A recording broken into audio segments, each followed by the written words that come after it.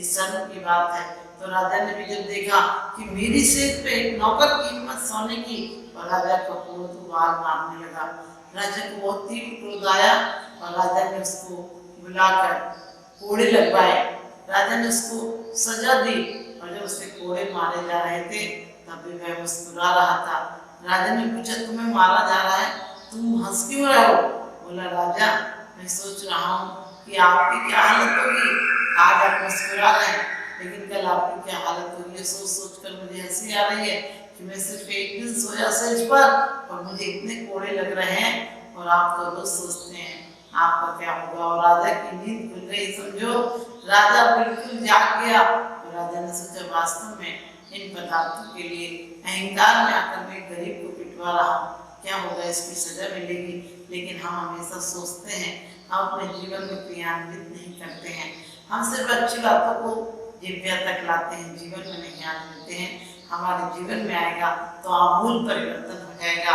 हमारे जीवन में अच्छी बातों को आने दें। हमने कहा कि हम बेकार की बातों में किसी से कहते हैं हम अच्छे कहाँ हैं?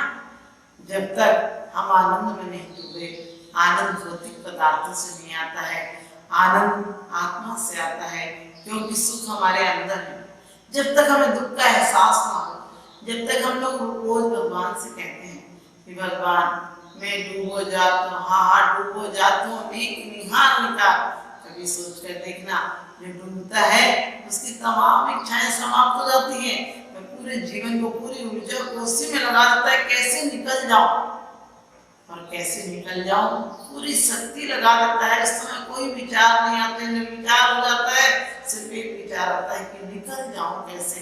ऐसे ही यदि हम डूबे हैं, यदि हम संसार में भटके हैं, तो भटकन वाले को सिर्फ अपना घर का रास्ता दिखता है। सुबह का भूला यदि शाम को घर आ जाए तो उसे भूला नहीं कहते हैं, क्योंकि जिंदगी का राज अभी बाकी है, जिंदगी का राज अभी बाकी है, जिंदगी का साज अभी बाकी है।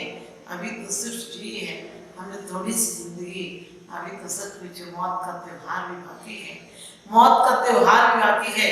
मौत जिस दिन त्योहार बन जाएगी, बाहर के बैंड बाजों से त्योहार ना बने, मौत हमारे अंतरंग से, उत्साह से हम मौत को कुछ वरदान बना दें। हम मौत हमारी शमशान नहीं ले जाए, हमारे सद्गुणों का ऐसा प्रादुर्भाव हो। हमारे अंदर सद्गुण का मतलब क्या है? प्रेम, वात्सल्य, करुणा, क्षमा, दया, ये सब गुण है हमारे, लेकिन हमने घृणा में प्रेम को भूल गए, हम अहंकार में नम्रता को भूल गए। हम रोज इन गुणों को आकर शास्त्रों में पढ़ लेते हैं और जीवन में आते हैं तो जीवन के शास्त्र हमारे कोरे के कोरे रह जाते हैं। आज हम अधर्मात्माओं के, पापियों के संगति में रहते रहते पाप को जीवन शैली बना ली है। हम पापियों से, हम रोज भगवान से कहते हैं भगवान थक गया हूँ, निकालो संसार से। भगवान क्या निकालेगा? हमारा नजरिया बदलेगा, हमारा सोच बदलेगा, तो हम स्वयं संसार से निकलने का प्रयास करेंगे। निकलने का मार्ग कुछ नहीं है, निकलने का मार्ग जितना कठिन समझ रखा है इतना कठिन नहीं है। सिर्फ हमारा सोच बदले, सिर्फ हमारे जो सोच, जो हमारी जिंदगी की शैली अधोगति की तरफ जा रही है, हम अपने आप को पतित बना रहे हैं, अपने विचारों में निम्नता ला रहे हैं। उन विचारों को उच्चता लाए, उन विचारों में अच्छाई लाए, उन विचारों को सिर्फ दिशा मोड़ना है। हम पीछे की बातों को अच्छा नहीं समझे कि पीछे के लोग बहुत अच्छे थे, हम भविष्य को सुंदर बनाए, हम आगामी पीढ़ियों को वो संस्कार दे। एक संस्कार देने से, हाथों का इशारा देने से एक कुंभ का कभी सुराही बना देता है, किसी को कुल्हड़ बना देता है।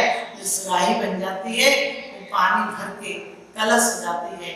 मंगल कलश भी कुम्हार बनाता है और उसी मिट्टी से कुल्हड़ भी बनाता है।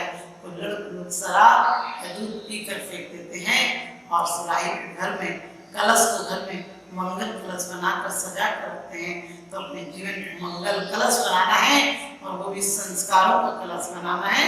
उसे मदिरालय से भरा हुआ, मदिरा से भरा हुआ नहीं बनाना है।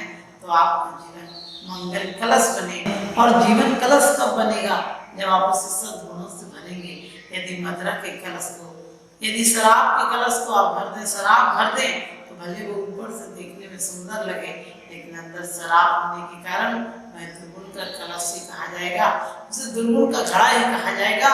इसी प्रकार से इस शरीर को हमेशा पवित्र है, लेकिन इसे सद्गुण से भर दिया जाए तो यही जीवन में परमात्मा जैसा पूजने लगता है। और परमात्मा जैसा पूजना कोई बड़ी बात नहीं, ऊपर से कोई भी साधु हो सकता है, लेकिन अंदर से साधुता आ जाए, अंदर से हमारे जीवन में हर्ष उल्लास आ जाए, हम किसी को देखें हम परमात्मा नजर आए। क्योंकि स्वयं स्वामी कहते हैं कि इंद्रिय आदि जीव में भी जो कुंतु आदि की रक्षा करते थे, कुंतुनाथ भगवान भी कहते हैं कि वो और जो स्वयं सब जीवों पर जिन्होंने कृपा की थी, एक इंद्रिय जीवों पर भी इन्होंने करुणा की, वो परमात्मा हो जाते हैं। तो हम भी अपनी जीवन शैली को बदलें और जो एक इंद्रिय आदि प्राणियों के हमसे व्यर्थ में हिंसा हो जाती है, उस हिंसा से बचें। और 10 जीवों के बारे में भी हम सोचें कि हम अधिक से अधिक, हमारे द्वारा बिल्कुल परिणाम भी नहीं आए हमारे अंदर, तो एक दिन हम भी परमात्मा बन जाएंगे। और परमात्मा बनने की सीढ़ी यही है, आज से ही, अभी से ही हम परमात्मा बनने की शुरुआत करेंगे। तो परमात्मा बनने के लिए इस जीवन में तपस्या नहीं बन पाए कोई बात नहीं, इस जीवन में आप ज़्यादा दान नहीं कर पाओ, जितना होगा उतना तो दो, गुठली का दान करोगे तो भी एक दिन वृक्ष बन जाएगा, समय लग सकता है।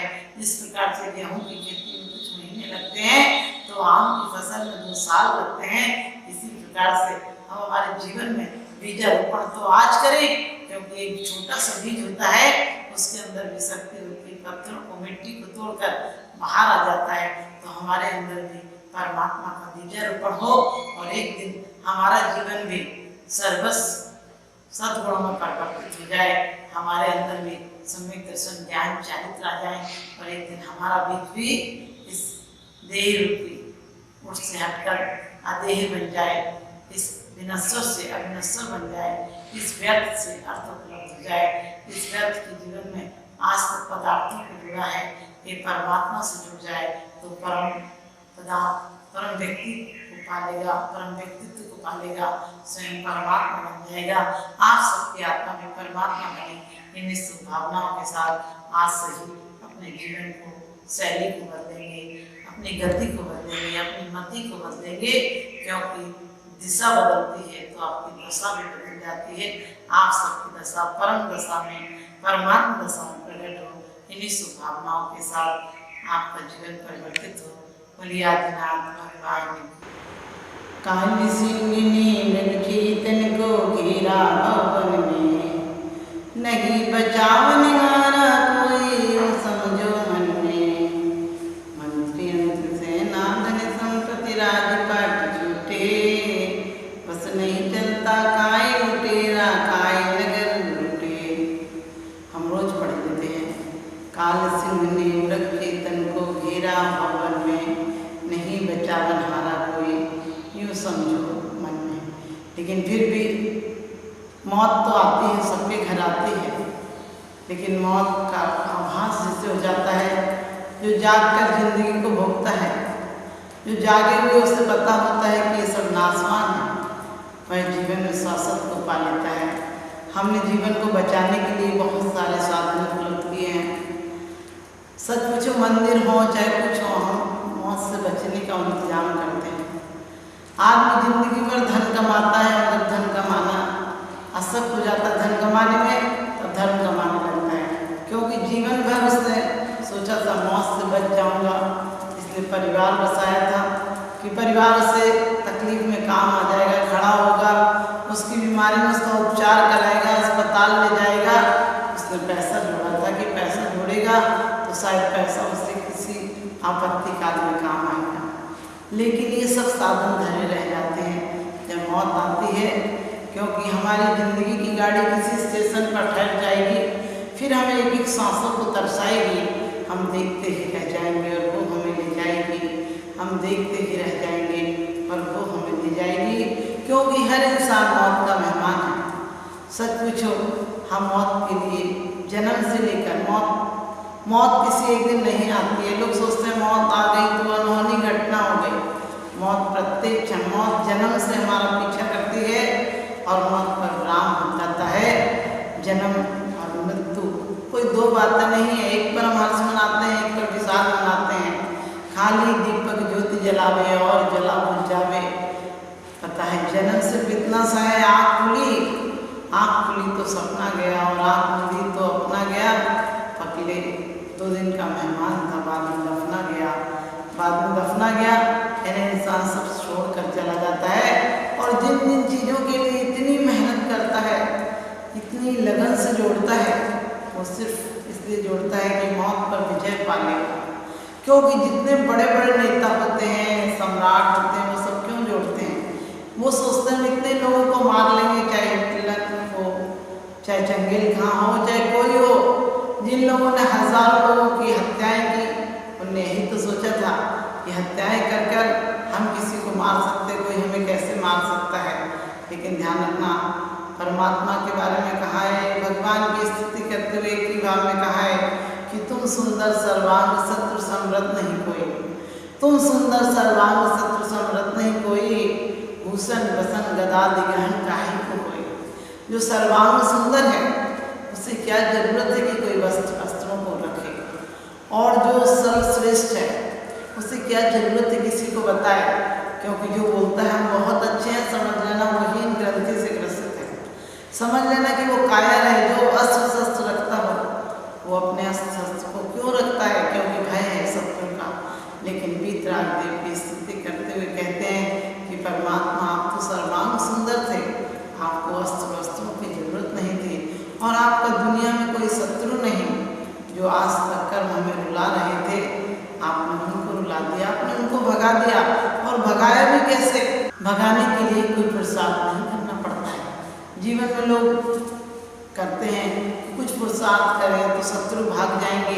अरे आप पुलिस थाना तक जाओगे, आप जेल भेज दोगे किसी को, लेकिन आपने कभी सोचा है बैग की गांठ ऐसी है कि आपको कभी कहीं सहारा नहीं मिलेगा।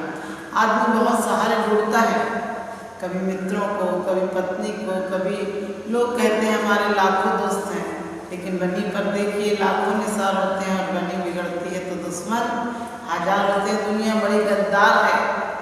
हंसी के मौके पर तुम्हारे घर आ जाती है और तुम्हारी मुसीबत के मौके पर तुम्हें घर से निकालने के लिए आ जाती है। लोग सोचते हैं हम बढ़िया मकान बनाएंगे तो शायद बच जाएंगे, लेकिन कभी इतिहास उठाकर देखो कि बड़े बड़े मकान, क्या बड़े बड़े सोने की लंका जैसी रावण को काम नहीं आई, हमारे ईंट चूल्हों के मकान कब तक काम आएंगे। और मौत तो नियत है, मौत तो आएगी, लेकिन मौत को जो समझ लेता है, मौत के रहस्य को जो जान लेता है, वो अमृत को प्राप्त हो जाता है। जो जीवन में आशरण समझ लेता है कि शरण कोई नहीं है। जिस प्रकार से मछली को पकड़ने के लिए मछुआरा आता है, मछली अपना कर्तव्य दिखाती है, दौड़ती है, इधर उधर भागती है, तो मछुआरे के जाल में आ जाती है। और वही मछली दौड़ना छोड़कर यदि मछुआरे के पैरों के पास आ जाए तो जाल में कभी नहीं फंसेगी, क्योंकि पैरों के पास आ जाएगी तो मछुआरा दूर तो जाल डालता है, पैरों के पास कैसे जाल डालेगा, तो वह बच जाएगी। इसी प्रकार से दुनिया में हम बहुत बचने की साधन करेंगे तो नहीं बच पाएंगे, लेकिन परमात्मा के पास आ जाएंगे। परमात्मा ऐसे हैं जो संसार रूपी जाल से बचा लेते हैं। दुनिया की जाल तो हमें जिंदगी का एहसास कब होता है? जब मौत हमारे दरवाजे पर आ जाती है। हम जिंदगी भर सोचते हैं कि जिन चीज़ों से हमें सुख सुविधाओं से, संपत्ति से, धन से, दोस्त से, मित्रों से, परिवार से सहारा मिलेगा, लेकिन हम एक अहंकार की झूठी तृप्ति करते हैं, जो कि अहंकार हमें डुबाता है, वो वार्ता कभी नहीं है। दलबल देवी देवता माता पिता परिवार, मरना सबको एक दिन अपनी अपनी बार। दलबल देवी देवता मणिमंत्र तंत्र बहु हुई, मरते न बचावे कोई। हम रोज पढ़ लेते हैं कि दल हो, बल हो, सेवा हो, सेना हो, मरते टाइम कोई नहीं बचा पाता है।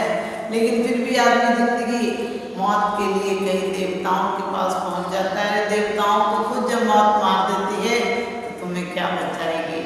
जो स्वयं विकारी हो, जो मौत के आगे 3 लोग हार जाता है। मौत के आगे मौत तो इंद्र चक्रवर्ती किसी को नहीं छोड़ती है, लेकिन मौत उसके आगे मर जाती है जो मौत को मार देता है। इसका मतलब जो ज्ञानी की तरह मरता है। हम जिंदगी भर अपने मौत से बचने का उपाय करते हैं, लेकिन मौत को देखने से का उपाय नहीं करते हैं। मौत